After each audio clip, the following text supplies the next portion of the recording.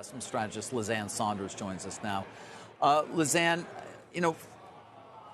nobody really thinks this is '08, or at least nobody I speak to. But what I am curious to get your opinion on is what are the contractionary impacts of this current banking crisis?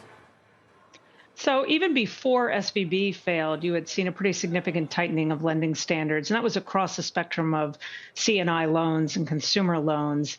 I think that this now really cements the likelihood of a credit crunch. And we can think of what we've already gone through in the past year plus or so as an asset crunch that's now morphing into a more traditional credit crunch. And that has ripples through the economy.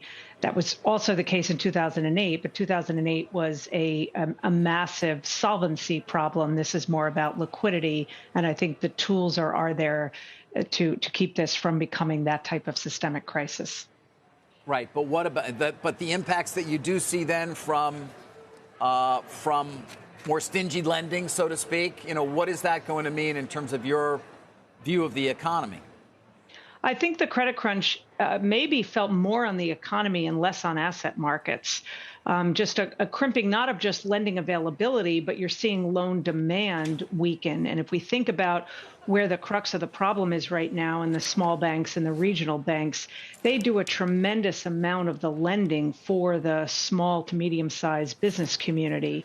And so I think that's where, in addition to credit constraints coming from the traditional banking system, we've started to see a move out in spreads, which suggests that access via the capital markets is going to be somewhat constrained. So I think it's both on the supply side of credit and on the demand side of credit. And a lot of the folks that were not in the recession camp, and as you know, we've talked about on this show, we've had the view of this as a rolling recession versus a more formal traditional recession.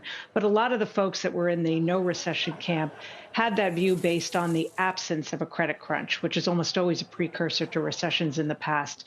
Obviously, in the wake of what's happened in the last 10 days, it's a bit harder to make that case.